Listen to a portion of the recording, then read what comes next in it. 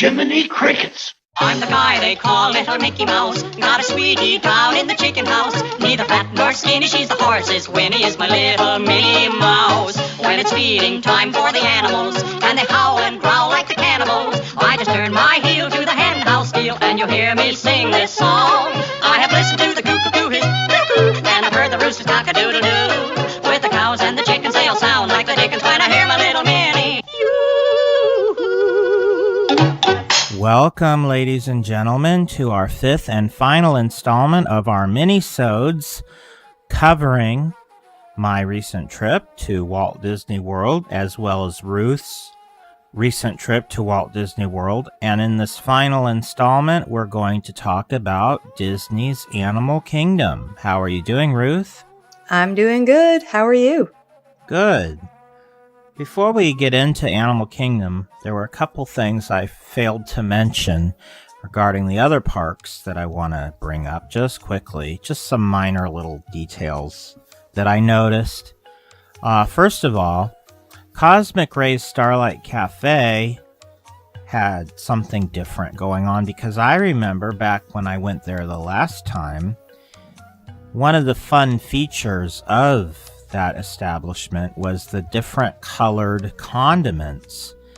To kind of tie into the whole space theme, they had added food coloring to some of the condiments to make it a little fun. For example, the mayonnaise was colored green.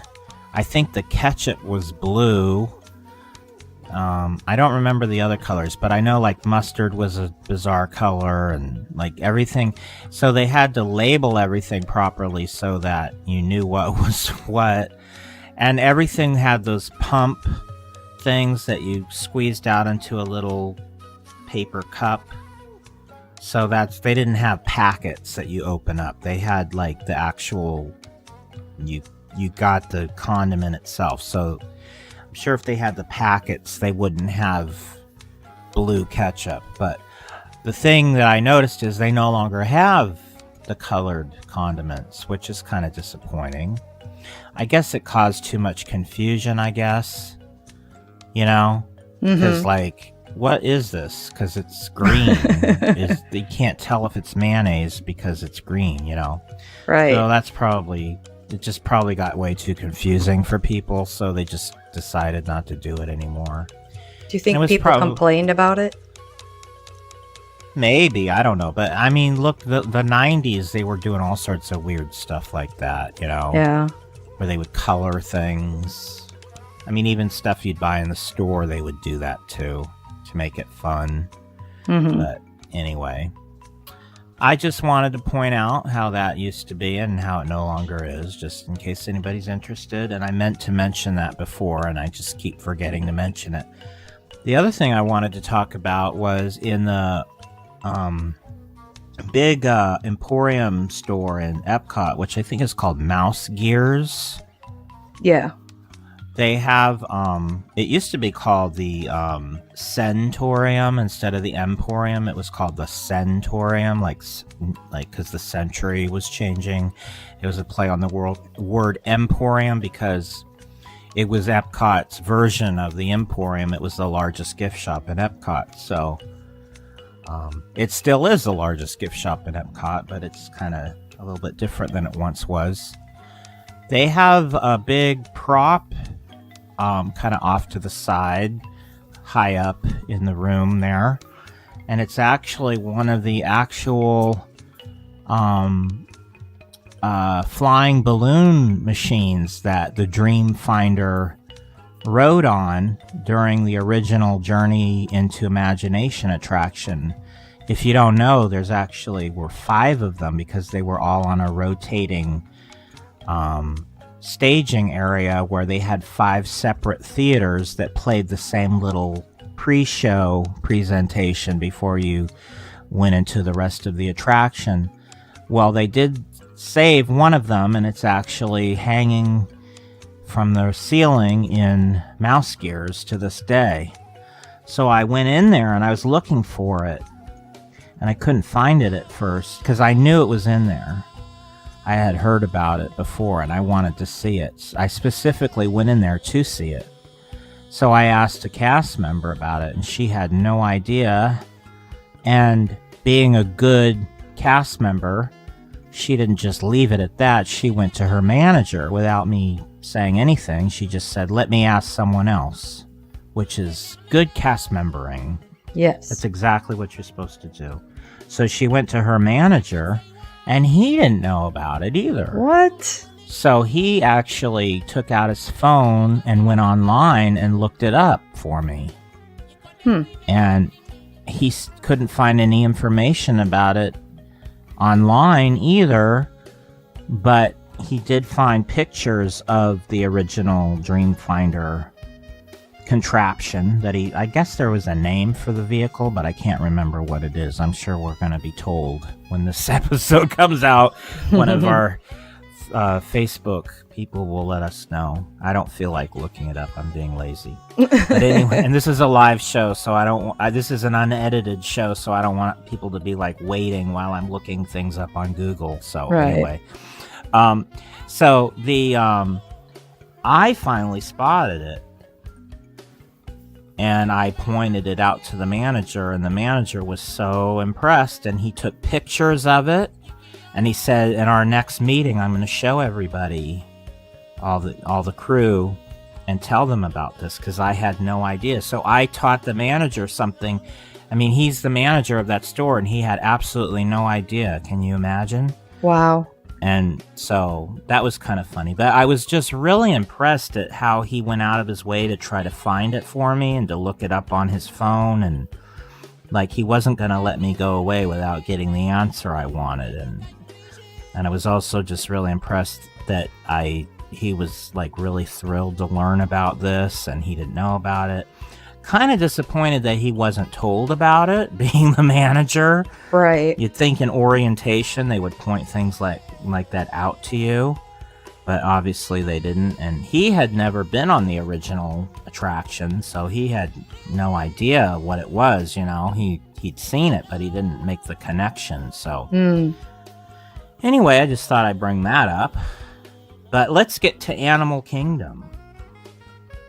So the last time I went to Florida, to Disney, was 99, and Animal Kingdom was already a year old, but I didn't go to Animal Kingdom during that trip. I only went to Epcot and the studio, and it was just for we only did one day. It was like a whirlwind little trip with my family. It wasn't, because some of my family lives in Orlando. We weren't staying at Disney. We were staying with family, and my dad was there and my sister, and we just decided to spend a day at Disney. And my brother-in-law works at Disney, so he was with us, so he got us all in for free and everything. So anyway, point being, I didn't go to Animal Kingdom on that trip.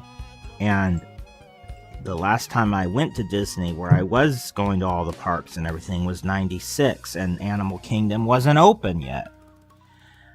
So it was still under construction at that point.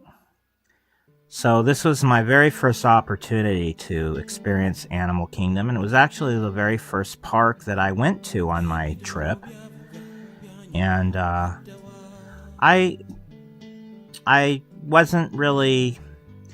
I was keeping my expectations low, because I don't like to build things up and then be disappointed. So in doing that, I really was very happy with Animal Kingdom and very impressed, and I thought it was a beautiful park, and I really enjoyed it overall. The one thing that I didn't like about it is the layout is very confusing. Yeah. It's just very hard to navigate that park because it's so spread out, and to get to anything you have to go to that island in the middle, and then it's kind of set up like Main Street, but it's not as easy to orient yourself because you can't, there's so much foliage and so much space between different things that it's just so hard to figure out where the heck you are.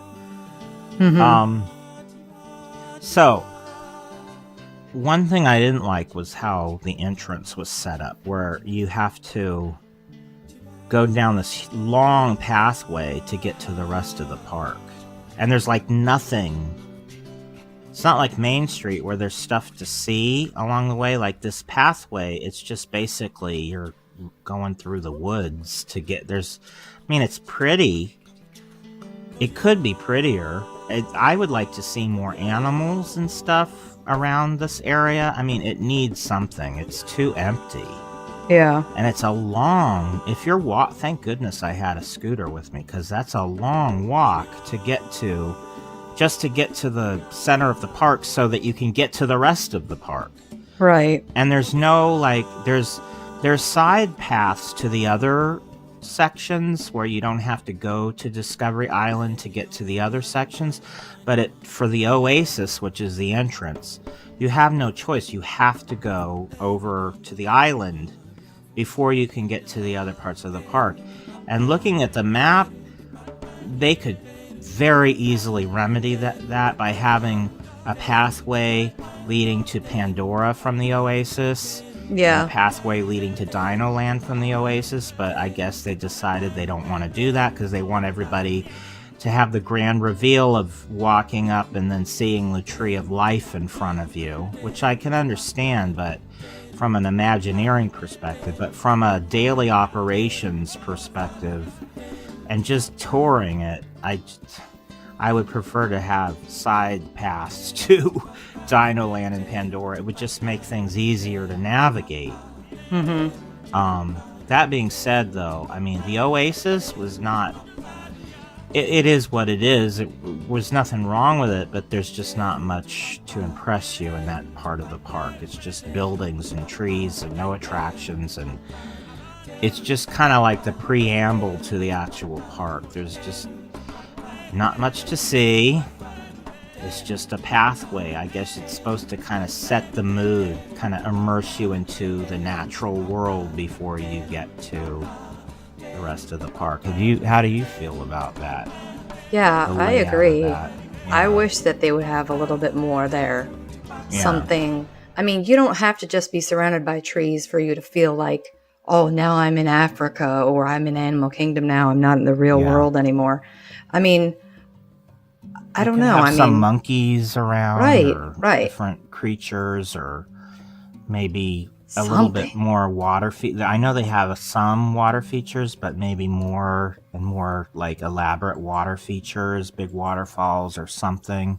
Yeah. Maybe have a carousel. A carousel could fit in there, and could be an animal themed carousel, and have play songs like "Talk to the Animals" and animal themed, like the Ugly Bug Ball, play all animal songs on the, something. I don't know. I'm just putting ideas out of the box. I mean, they have room to do something there. Yeah, there's a huge space, and they could even outbranch because there's a lot of space around it that isn't being used. Mm-hmm. So they could put they could fit like a show building or on either side of it. They could fit huge show buildings. They could put 2 huge attractions there on either side if they wanted to. There's just a lot of space there. Yeah. It's just not being used. So that's my impression of the Oasis. I mean, maybe they could have some sort of a transportation to take you through it. I mean, for people who have difficulty walking, it's a long way. It is. It's really a long path of nothing before you get to the rest of the park. Right. So, they could even have like a boat ride that you board here that can kind of take you around to different areas. Right. They used to have a boat ride that went around the Discovery River. Mm-hmm. That closed, I think, maybe only about a year or so after the park opened. They should have a boat go around that big lake. Right.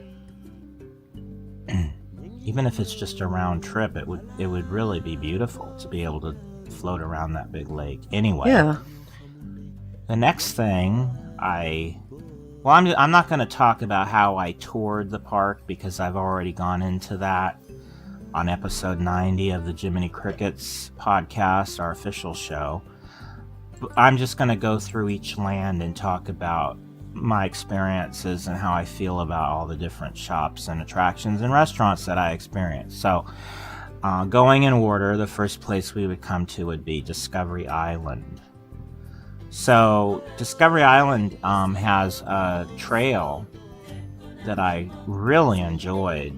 There's not that much wildlife. There's a few animals on this trail, but what's really nice about it is you just walk all around the Tree of Life area and just get beautiful views of the whole Tree of Life. And see, this is what I would like to see in the Oasis area. There's dramatic things to see. Even though it's just a walk, a path, it's beautiful because there's just so much going on. There's so much to look at. And they have occasional animals too. I think I saw some sort of deer or something around there. Mm-hmm. But it's really nice to get up close and personal with the Tree of Life because of all the carvings of the different animals that you can't see as well. You can see some of it, but when you get right up close to it, you really get to see all the detail that went into it. Yeah. I wish you could go up in it, like the tree house. That would be neat. That would be awesome. Yeah. Maybe just as a lookout tower, so you can go up there and look at the rest of Animal Kingdom from up there.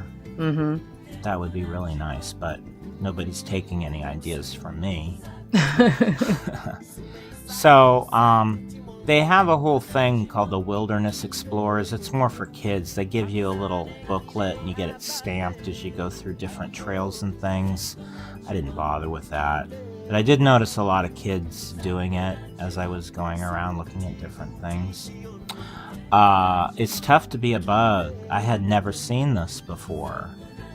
And so that was delightful. I really enjoyed it. I was a little afraid to go in there because I heard it can be a little frightening for kids. And sometimes I'm not into having the feeling of things crawl on my ankles, and I get freaked. Like, I would get freaked out by Honey, I Shrunk the Audience for the same reason. Right. Because when they had the rats escape, and then they blew things on your ankles, that really freaked me out to the point where I would sit Indian style on that when I went into that attraction. So you didn't have your legs hanging down? Yeah. Right. So I kind of did that on this too. Because I kind of knew it was going to happen. Like, you kind of know the point where it's going to happen because they turn all the lights out and that you know that the bugs are on the loose. So at that point, I sort of raised my feet up so I wouldn't, because that really freaks me out. Even if I know when it's coming, I can't stand that feeling of things crawling on me. Even if I know it's not real, it just freaks me out. I guess it's almost a phobia for me. It's just not something I enjoy at all. So I knew when to expect that. So other than that, nothing freaked me out. I mean, they blew air on you and a little bit of water. And right. Now, this was the attraction. We talked about the stink thing and the imagination. That wasn't very bad. In this one, it was really smelly. But it smelled like skunk. It didn't smell like, other things it could have smelled like that were worse. So I was okay with it. But it was really powerful for a moment there. Yeah. But I thought it was really cute. Really well done. I thought it was a great show. I saw it at night, too. So, going through the caves and everything you have to go through to get there, it was all dark outside. It was just the lighting and everything is really neat. So I really enjoyed just being around I really loved the Tree of Life. Just being around it, looking at it. I thought it was just amazing. I loved everything about it. I'd like to see more happening around that area. Like I said, it would be great to have a lookout tower above it, so you could climb into it. And the other thing I loved was at night they do projections on it. Did you get to see that? I did. It was really cool. They make the animals on the tree look like they're moving, and then they do different things in the they make the leaves look like they're glowing and just all sorts of different things and they play really great music with it, really beautiful music. I was over on the pathway that connects Asia and Africa, right where the tree was, and I just stopped there for about 20 minutes and just watched it for a while. It was really beautiful. That's like the perfect spot to see it because you're right there across the lake from it. Right. So what else is in Discoveryland? I walked through Discoveryland quite a bit, but I really didn't spend much time in the shops because basically I just there's a lot of shopping and everything. It sort of serves in a way sort of the main street of Discovery, of what's called the Discovery Island, of Animal Kingdom, because it has like a bunch of shops. And one thing I did notice that when I went into the shops, some of them had some really great exclusive merchandise. Some of them did, but other ones were really disappointing. And I'll get into that as we go further on. But I felt like the shopping on Discovery Island was what I would expect, the appropriate things, kind of the things you'd find at the San Diego Zoo, you know, those types of souvenirs. And it really had that San Diego Zoo kind of vibe to it. Just the theming and everything sort of reminded me of that, which was appropriate. Yeah, I could for see that part of the park. Yeah. So, I mean, I didn't spend that much time in that area because, other than around the Tree of Life, because it was mainly just a crossroads to get to the main action of the rest of the park.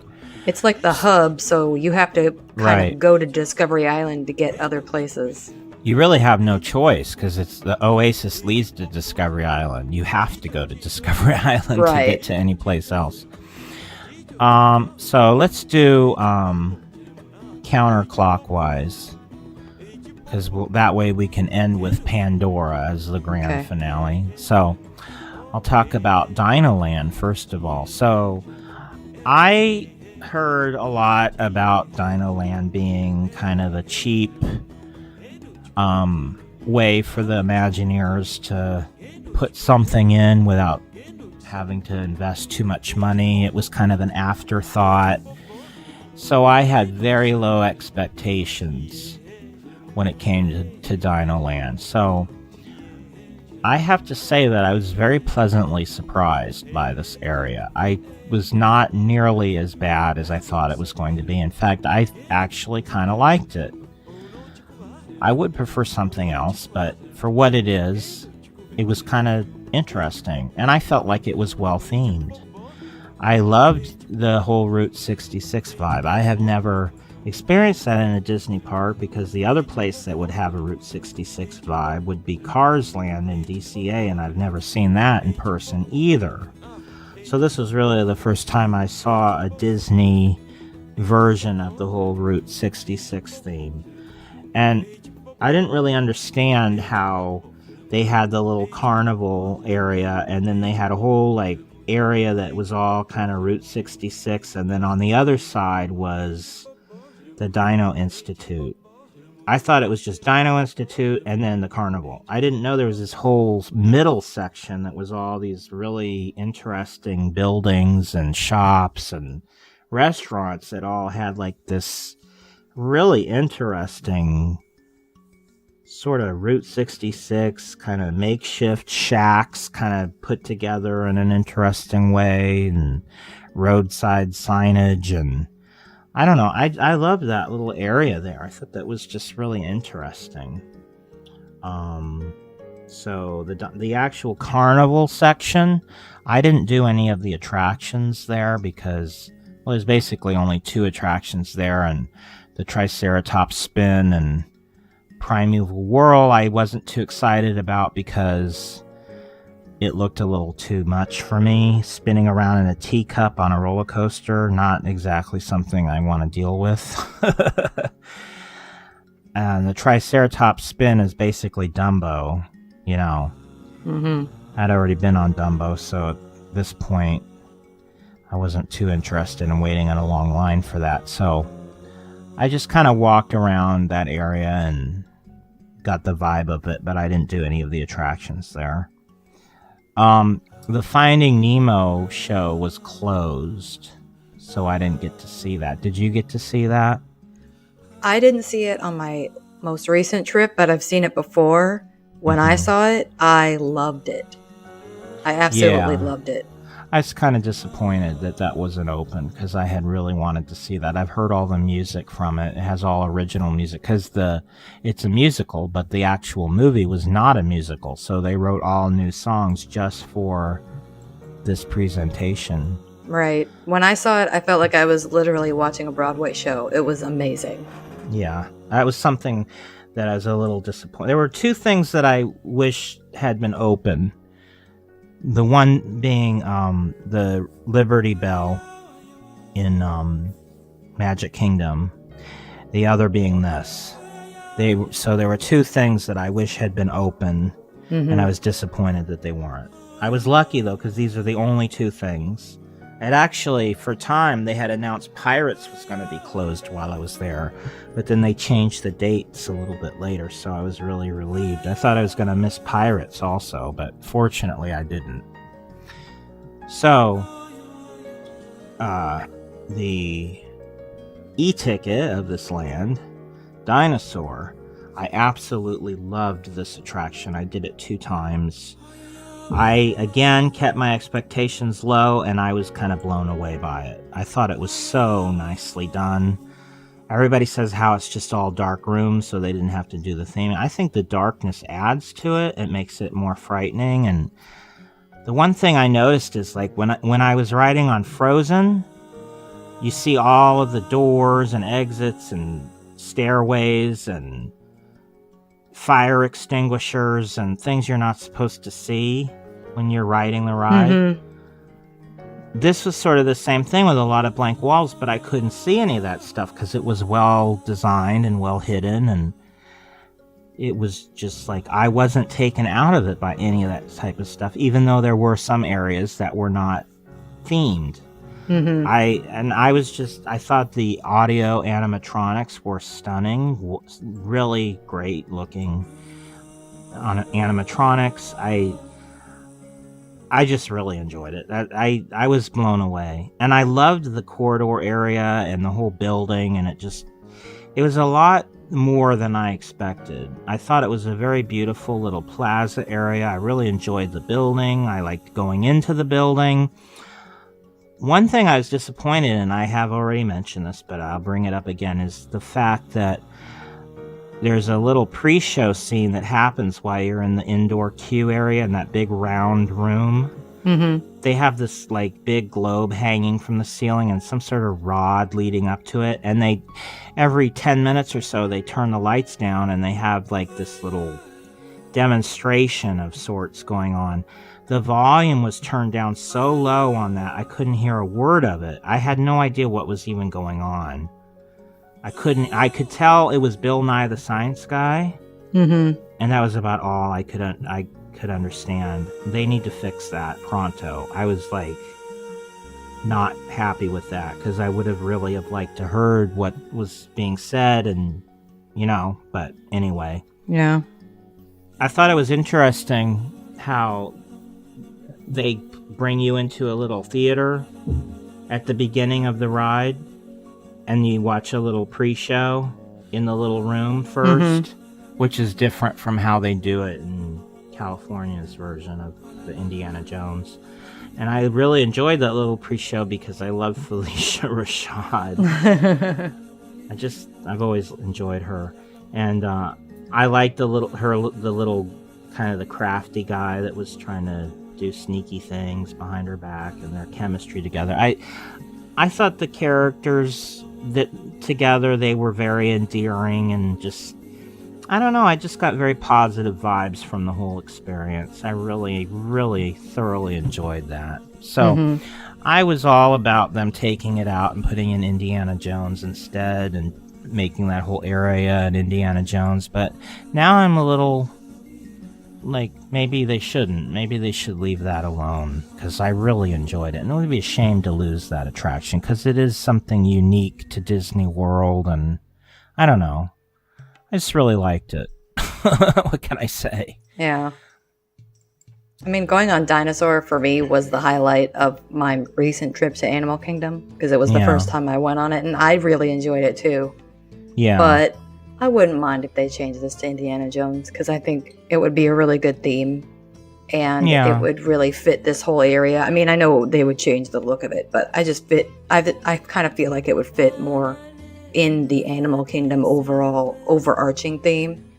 But yeah, I mean, I'm torn because in some ways I agree with you, but now that I've experienced it, I don't know. I don't know how I feel. I really wouldn't be upset if they removed the carnival area, but maybe change that, but don't change the dinosaur attraction area. Leave that and change the rest. I don't know. So next I'm going to talk about Asia. So this was actually the only sit-down experience I had in my entire time eating at the at Walt Disney World, because I was with my sister the first day I went to Animal Kingdom, and she wanted to eat there because she had eaten there before, and she had a good memory about it. She wanted to relive that memory, so we had reservations at the Yakan Yeti, and it was delicious. And I had chicken teriyaki and other side things and drinks, and, well, non-alcohol. I don't drink, so non-alcoholic drink. Everything was so delicious. I talk about it a little bit more in episode 90, so go and check that out. But that being said, attractions in Asia, I did the Maharaja Jungle Trek, which is a walking tour, which I didn't walk, though. I rode my scooter through it. I was a little disappointed in this one because a lot of the animals were hiding. So was it like in the middle of the day? Yeah. That you did it? Yeah, that's why. So, like, I did see some animals, but, like, I didn't see the tigers hardly at all. I think I saw one tiger, like, way in the distance, and you could hardly make out that it was a tiger. He was not really happy to be visiting with the guests at that point. He wanted some privacy, so that was the main thing I wanted to see on this was the tiger. I did see the bat. I saw one bat. I only saw one, but it was, the huge bats with the huge, like, 6-foot wingspan, and he was stretching when I looked at him, so you could see his whole length, and it was pretty creepy, actually. Well, that's kind of cool, though. Yeah, I did see the Komodo dragon, and I saw some monkeys doing some monkey business, and I was more impressed with the monkeys that were just out in the park. Like, they had a whole island in the middle of Asia where the monkeys were hanging out, and they had a whole, like, thing with ropes that they could swing around on. And me and my sister both kind of watched those for quite a while. And then when I went back, I watched them a little bit more. Those were more impressive to me than anything I saw on the Maharaja Jungle Trek. Out of all the trails, I was kind of like the least impressed with that one. They did have a big aviary, I think. I might be confusing it because maybe they both had aviaries, but the gorilla one in Africa might have had the big aviary. One of them had a big aviary. That was impressive. And then they had, like, fish, and then you could see the fish in the tank, and then you could see them from above. And I think they were koi fish or some kind of weird, colorful fish. Anyway, I did Cali River Rapids with my niece, and I got drenched. So it's pretty calm, most of the attraction. I've been on a lot more violent of those type of Roaring Rapids type attractions where they really bump you around and you go down. There's a lot of really rough water and it moves around a lot more. This one was pretty tame, but it had a real waterfall that you go down. And this is the first one I've ever been on that has like a big waterfall like that. So that was not expected. And it was when you go down that waterfall that all the water comes splashing on you. And I went down backwards, so my back was to it when we landed. and all the water came right on me. Like, I got more wet than anyone else on the whole boat, and it was just me and my niece, and then everyone else didn't speak English, and they were just laughing at me. It was just really funny. So I think that they could do a little bit more with adding more to see on that. There's great theming, but I'd like to see maybe some more effects or something. It just needs something. It just feels like it's almost there, but it needs a little bit more to see when you're going through it. It was also very short. Have you ever been on it? I have not. Simply for the reason that what happened to you. I don't want to get drenched. So I'm not a big fan of those type of rides. Right after we went on it, we ate at the next thing we did was we ate at the Yakan Yeti, and the air conditioning was blowing on us, and it was like, oh my god. And we were freezing. Yeah. So I did not do Expedition Everest because I want to live to see next Christmas. I just can't handle attractions like that. It's too much for me. Going backwards is the main reason I was kind of reluctant to go on it, was the whole going backwards thing. I can't deal with that. It's just too much for me. And going in the dark and backwards, and if it was just a straight through coaster, I would have been fine.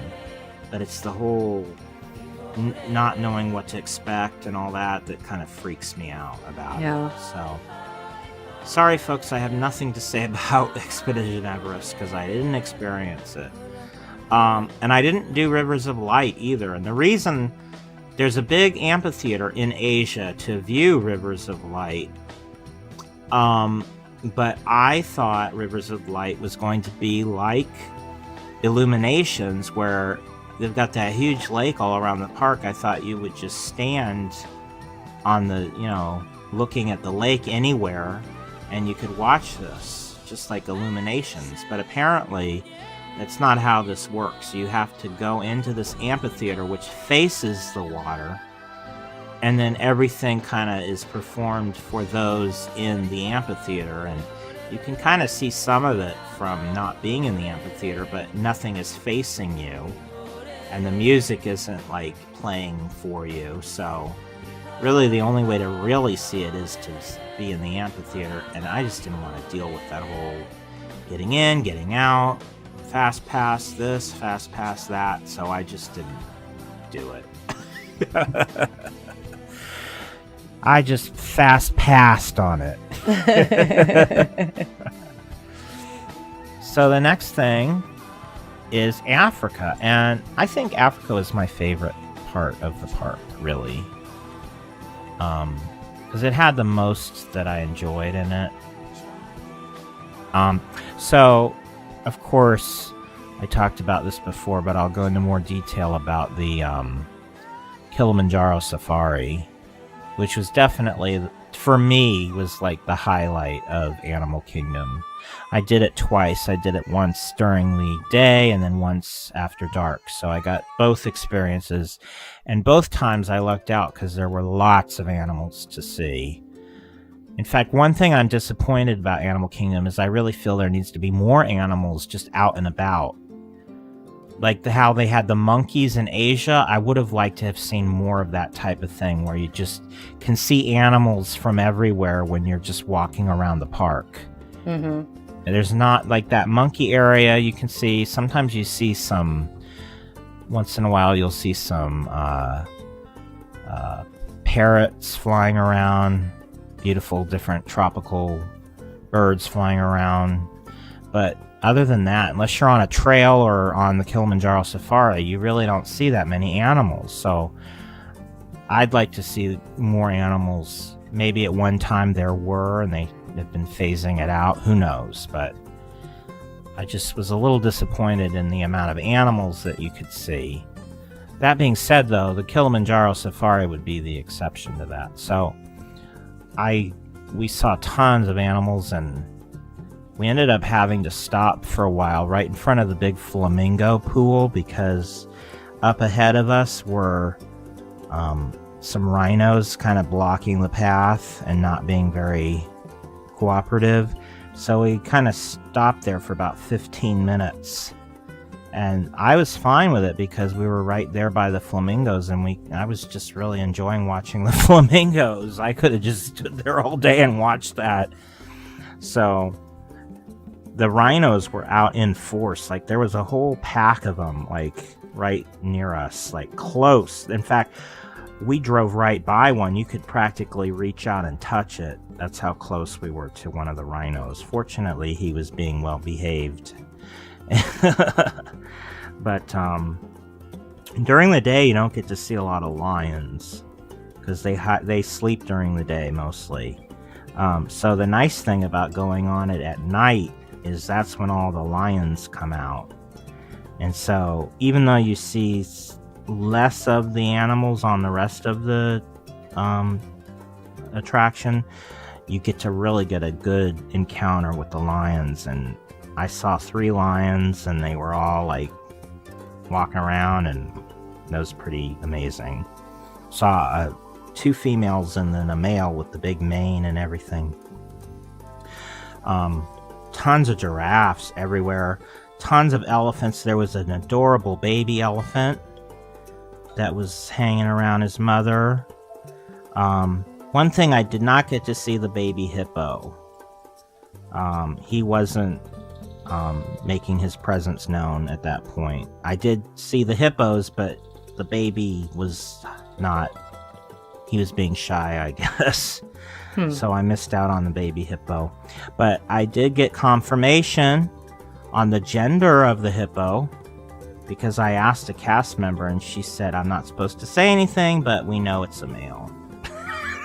So that was before they released his name? Yes. Oh, so okay. I got the scoop ahead of time. I asked what his name was going to be, and she said, I can't tell you that. Yeah. But now we know his name's Augustus. Isn't that adorable? Yeah. Augustus Gloop. Yeah. So, long story short, I love the safari. I could just do that over and over again.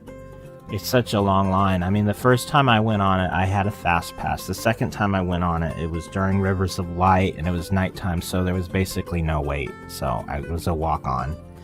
So that's a good tourism tip. If you go on it at night, try to do it during Rivers of Light. It'll be a walk-on. I mean, literally, there was no one in line at all. The Gorilla Falls Exploration Trail was definitely better than the Maharaja Jungle Trek. I saw a lot more animals, and I was a lot more impressed. So, looking at the guide map here, it is the Gorilla Falls that has the bird aviary.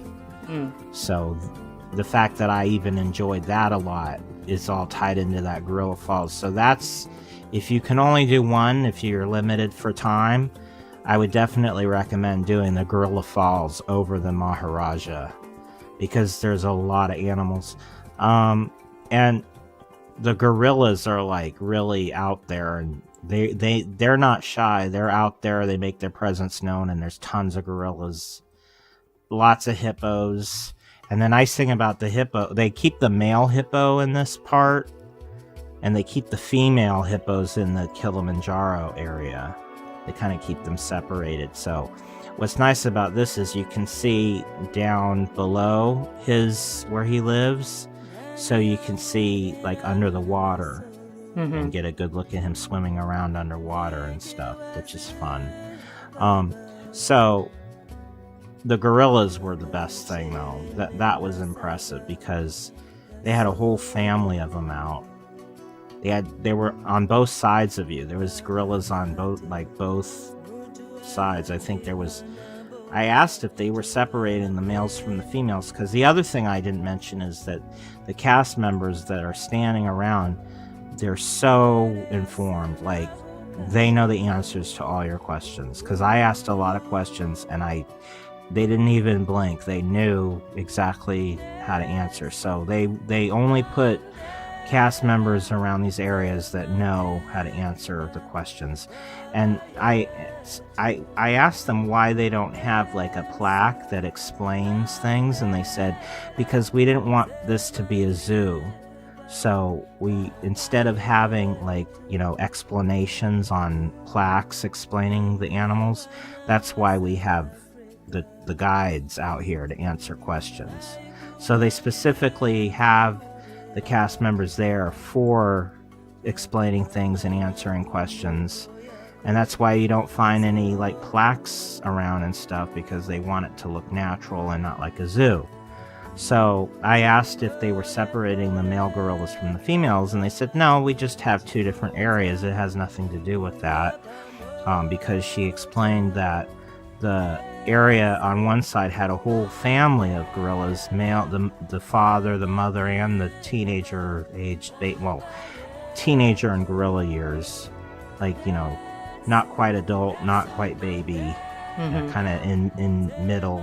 They had two of them hanging around, so it was like a whole family there. It was a lot of fun. I really enjoyed watching the gorillas. I was there about a half hour just staring at them. So then I took the train to Rafiki's Planet Watch. I was a little disappointed in this because I loved the train because it reminded me of Disneyland's train, because it faces looking out instead of facing forward like the Disney World Railroad does. So it reminded me of the Disneyland train. And there's actually things to see while you're on the train, unlike the one in Disney World in the Magic Kingdom. And I just thought it was a nice little touch to have a train bring you to that little area. So that was probably the highlight of Rafiki's Planet Watch, was the train to get there and to leave. Because the thing is, I guess it just depends on the luck of the draw, because it's where they kind of help the animals. They have, the labs and the veterinarians and everything with windows so you can watch what they're doing. But they weren't working on any animals when I went, so I didn't get to see anything. It was just empty rooms that looked like veterinarian or hospital rooms with nothing going on in them. So there wasn't really anything to see at the point when I went, so that was a little disappointing. And then Rafiki was nowhere to be found, and one of the whole things they advertise about it is you can get a meet and greet with Rafiki, and I at least wanted to see him. I mean, I wasn't gonna stand in line to have my picture taken, but I would have liked to have seen him standing there. But the one thing I did enjoy was the affection section. And it was like a petting zoo. And I just, it was just like a regular petting zoo. It didn't have it had like American farm animals, like pigs and goats and sheep and horses and cows. You couldn't pet the horses and cows, but they were nearby. You could see them. But I mean, I'm such an animal lover that any opportunity I have to get up close to animals is good by me, no matter what type of animals they are. So anytime I'm in a petting zoo, I'm having a good time, because I just like being next to God's creatures. I enjoy it. So, I pet the sheep, and they had little brushes. You could brush their hair. And I really liked how they set it all up with the hand washing station as you exited. So sanitation was definitely, well thought about when it came to all that. A lot of people were starting to wash their hands before they went in, and they were like, no, this is for when you're leaving. Because I guess they figured they were getting rid of their germs for the sake of the animals, which I can understand, but I just thought that was interesting. So yeah, Rafiki's Planet Watch was, I'm sure if you got there at the right moment, it would be really awesome, but I just didn't get there at the time when Rafiki was around or when they were helping animals in the little veterinarian area, so it's kind of luck of the draw with that one. But I still thought it was cute, and I enjoyed it. And it was, it was just an experience, so I also ate in Africa at the, what was it called? We were talking about this the other day. The Flame Tree Barbecue. Oh, that's actually in Discovery Island. Oh, then it wasn't the Flame Tree Barbecue. So let's see. We got Harambee Market. It was probably it was Harambee Market. Yeah, it absolutely was Harambee Market. Okay. Because that's where they have the ribs, the chicken, and the sausages, and I got the ribs. So yeah, I ate at Harambee Market. Those ribs were absolutely delicious, and it came with this really fantastic 3-bean salad, and like kind of an interesting, really light coleslaw. I don't think there was any mayonnaise in it, but I really liked it because coleslaw can be really heavy sometimes, and it was a hot day. So I really didn't feel like having heavy, gloppy coleslaw. Right. So it was like the perfect thing for what was going on. I think it probably had vinegar and some spices in it instead of mayonnaise. And it wasn't like gloppy. It was more salady. It was more loose. It wasn't all glopped together.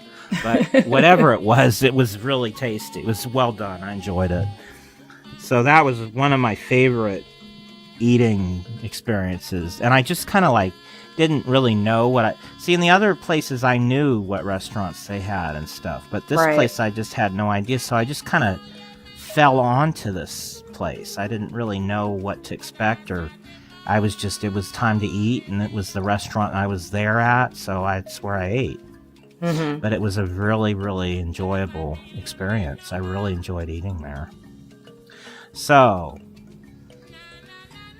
I saw the Festival of the Lion King show. And how was that? It was cute, but it wasn't as good as everyone always... Oh, you can't miss it. It's the best thing in the whole park. I would definitely not say that. I definitely enjoyed it, and I think it's worth seeing. But I think all the hype is way... Like, this was one instance, like... How I said how I kept my expectations low, and so I was constantly having them exceeded. This was one point that was the opposite. One of the only times in Animal Kingdom where my expectations were high and they weren't met. Because everyone's always saying how fantastic the show is. I thought it was really nice. I thought it was good. It was definitely well done, and I appreciated it, but... You know, come on, folks. Calm down about it. It's not that good. It's entertaining. It's worth seeing, but I've seen better. I mean, I thought the audience interaction was fun. Like they had 4 sections. Did you see this? I have not seen this. Okay, so they had 4 sections, and each section had a different animal sort of mascot. So like one section was the giraffes, and the other section was the elephants, and then the other section, I forget what the other 2 were, and then they had 4 different narrators, and they kind of became your person for your section. They were like your cheerleader for your section. So it was kind of like it was almost like a POW rally from high school in a way. Just because it was all set up on like bleachers that surrounded this big central staging area. It definitely reminded me of pep rallies when I was in high school. Oh, that's funny. But I enjoyed it, and I didn't have to wait long, and it was nice. So, I mean, I would say it's something worth seeing, but, you know, keep your expectations low, and then you'll enjoy it. Don't build up the hype for something that isn't that fantastic. So I guess the lion in the room is Pandora, the world of Avatar. So I guess we have to talk about that, right? Well, we don't have to, but I guess you want to, right? Well, okay, I really thought it was really beautiful. I agree because I did go back there at night, and I agree with all the things I've been hearing online, how they really didn't do that good of a job of lighting it at night.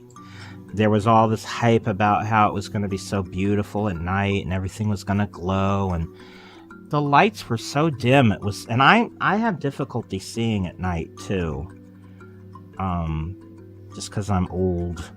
So I mean, I couldn't see a lot, and it was just, they need to like turn it up a couple notches because the lighting is so low. It just, did you see it at night when you went? Yeah, but we were there right when it was turning, so it wasn't completely dark. Yeah. So, I mean, it looked cool. We were kind of like, oh, look, it's starting to show right there, you know, cool. Yeah. Yeah, So, it's not that they didn't do a good job. It's just it needs to be a little brighter. Because it's so hard to see everything. And I had a lot of trouble because I was on my scooter. The lighting is so low, I had difficulty navigating around because I'm like, you know, only 4 inches high on my scooter, and it's so dark everywhere in that section. I just had a lot of trouble getting around at night. I liked it better during the day, to be honest. But, yeah, I thought it was really beautiful, well-themed, until I went on the Flight of Passage and saw what it's really supposed to look like. And then when you leave the Flight of Passage... So you haven't seen the movie? No. Oh, okay. So after you leave the Flight of Passage, it's kind of a letdown. Because, I mean, you see what this world is really supposed to look like, as it appeared, I guess, in the movies, I suppose. And it's like these towering mountains that actually do float, and like you go like over the oceans and down these huge cliffs and into these huge forests, and you just see all these different things. Then you go outside and you're like, It's so, like, when I first got to the land, I was all impressed and everything, and then after, the first thing I did was get in line for Flight of Passage, and then I was just never as impressed with the land again after going on that. It kind of let me down. Yeah, I could see that. Believe it or not. So anyway, Flight of Passage was horrifying. Yep. I probably won't ever do it again. Even if I do get back to Disney World again, I probably would skip it, just because I'm glad I did it once, so I know what it is. And I enjoyed the queue area a lot, and the pre-show was fun, and how they say you're contaminated. Yeah. All that. And I enjoyed just seeing the ride vehicles and how the whole system operates and everything. But it's too intense for me. I mean, for most people, they'll really enjoy it, and I can see why it's so popular. It really is amazing, but it's just too intense for me. I really thought like I was gonna fall. I had to close my eyes several times because I couldn't handle it. My sister said the same thing. She said her eyes were closed for about 80% of it.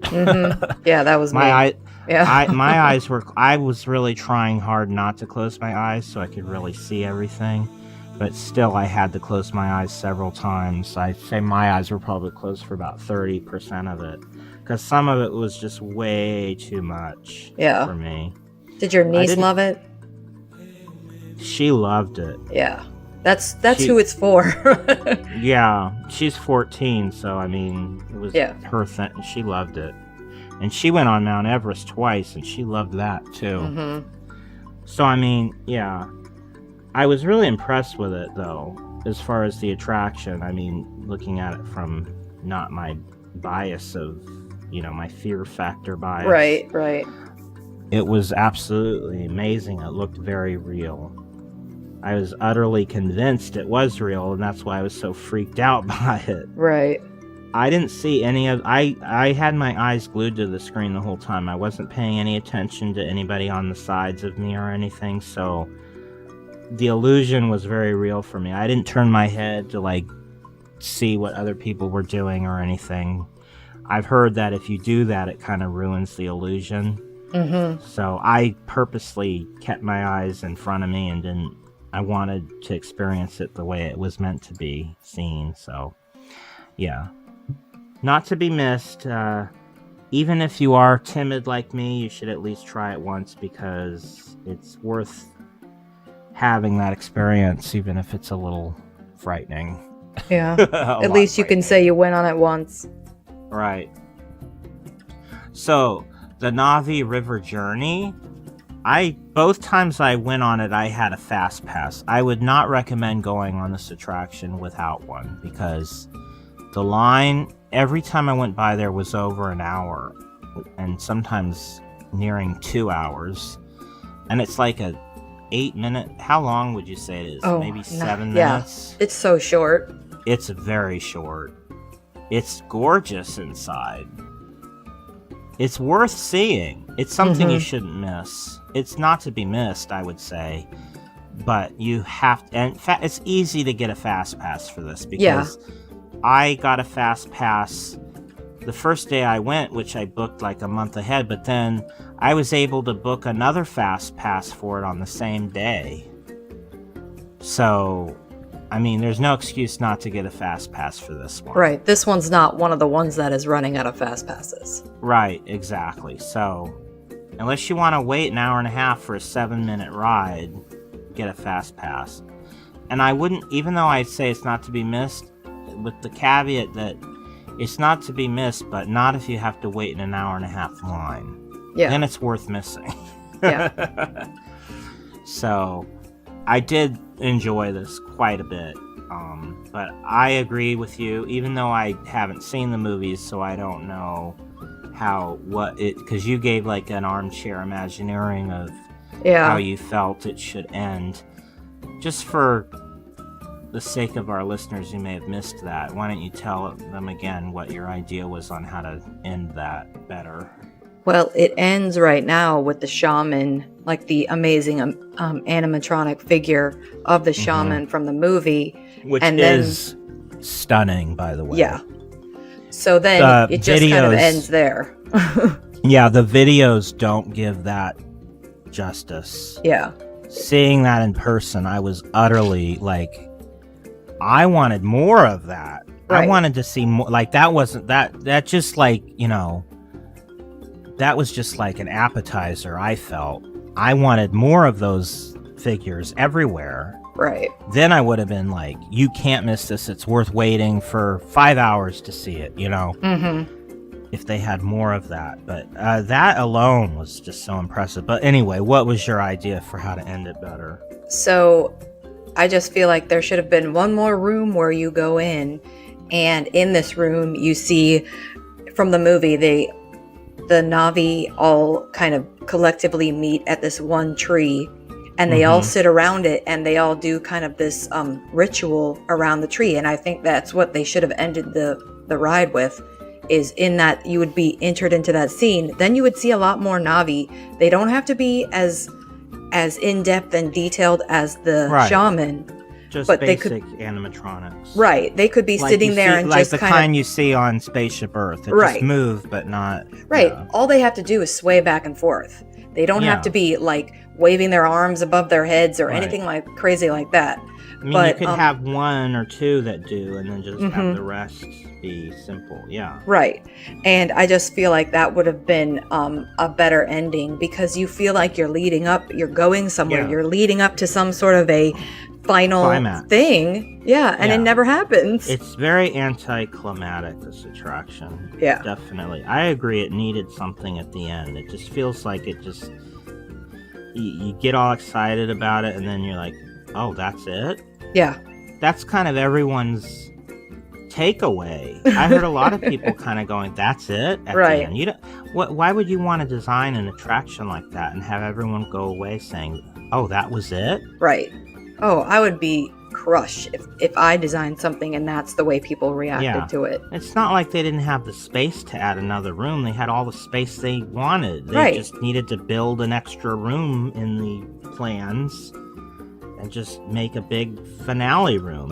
Like one of the things is with Splash Mountain, you go down the big waterfall, but then you have that big grand finale with the big steamboat and the whole celebration at the end, and that's an ending. Yeah, that's like how you end. Exactly. That's how you end an attraction. Yeah, that's like cherry on top, and that's what this didn't have. Exactly. Yeah. So that was a little disappointing.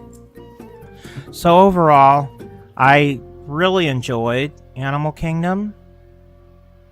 I say that there's room to add a lot more, and not just physically. I mean, like, I feel that it could use more. What's there, I thought was wonderful for the most part, but I feel like there's a lot of empty space in Animal Kingdom. Yeah. There's so much room to add more, and it needs more. Mm-hmm. I mean, even like,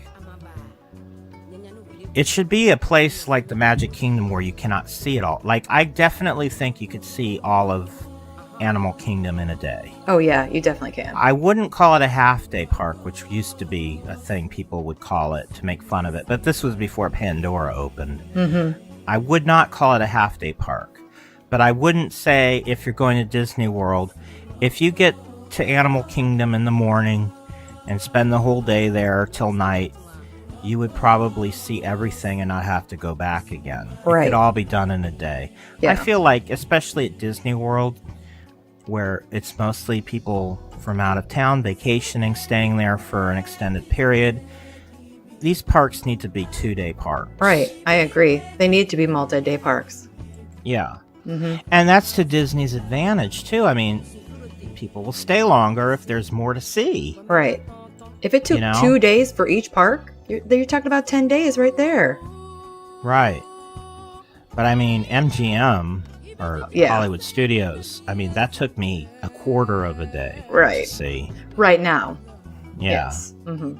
I mean, they're working Magic on Kingdom, that. Magic Kingdom, I feel, is a 2-day, is the only real, because I saw Epcot in 1 day. Yeah. Mm-hmm. And I even left early.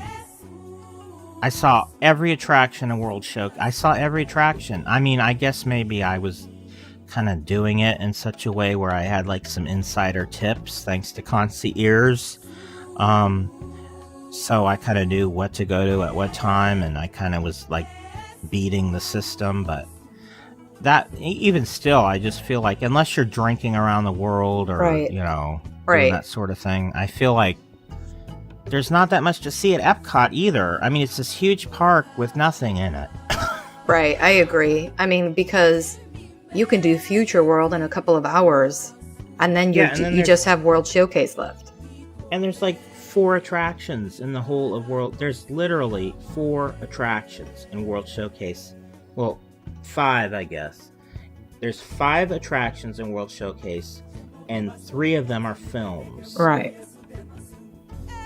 A lot of pavilions have no attractions. Right.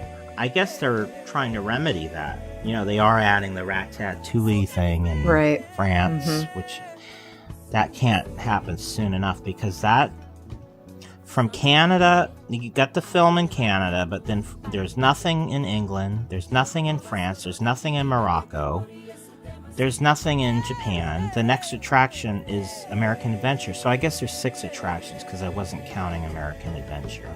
Yeah. But, I mean, you've got all those countries with no attractions in them. Yeah, but you know what? We have to kind of be careful, because if they start adding things, it's going to be all IPs.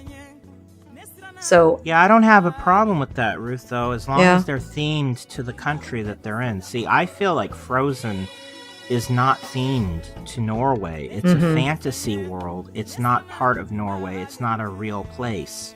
Right. Whereas I don't have a problem with Ratatouille, because that really does take place in France, and I feel like it celebrates part of the culture of France because of the whole cuisine culture that France is known for. I feel like that's part of what France is. So to me, the Ratatouille doesn't bother me. It was the same thing with the Three Caballeros attraction in Mexico. To me, it fits. It's like, because that's where that movie took place, and it's a celebration of Mexican heritage, and to me that works. Right. It depends on the IP that they choose. I guess what I'm saying. Right. As long as they pick one that celebrates the country properly. Like if they put Aladdin in Morocco, I'd have a problem with that, because Aladdin doesn't take place in Morocco. Aladdin takes place like in Arabia, like the Arabian desert. Yeah. I mean, it's similar to Morocco in its theming, but it's not appropriate. Right. Well, unless they make a story that's based in Morocco, they really wouldn't have anything else to put there. So I wouldn't be surprised if they put Aladdin there. Yeah. And like, I think if they put a Mary Poppins attraction in England, that would be perfect. Mm-hmm. I'd have no problem with that. The only thing is, the fear I have is they would base it on the new one and not the original, which would be, to me, would be terrible. Why would you base it on one that's not... I mean, having not even seen it, I already know there's no way, even if it's a fantastic movie, there's no way it could be better than the original. Right. So why would you base it on the one that's not as good? You know what I'm saying? Yeah. I mean, I know why they would do it. I'm not saying it would make sense, though. Right, yeah, exactly. Yeah. So, it's like how in Shanghai Disney, they built an Alice in Wonderland maze, but they based it on the Tim Burton version. Right. It's like... Why? Why wouldn't you do the animated feature? Yeah, which is so much more time-tested, and it's a classic, and I don't know. I just think that big, giant head of the Queen of Hearts is so off-putting. But anyway, I guess that's all we have to say about Walt Disney World, so now I can move on to my daily grind. And move on from the adventure, because I've said everything, I've done everything, I've posted all the shows, everything's done. I'm ready to get back to reality. Yeah. By doing Disney podcast and Disney audio and Disney website. Reality. Yes, Disney. That's my reality. So I hope everybody enjoyed this little series of episodes, and we may be doing something similar to this. I'm not going to give anything away, but we're talking about doing some more shows that are not part of our main show, and we'll be giving you more details as we sort out all the details. So look for new content coming soon. So that being said, goodbye, Ruth. Bye. And we'll see you real soon. I have listened to the cuckoo his cuckoo, and I've heard the rooster's cock-a-doodle-doo.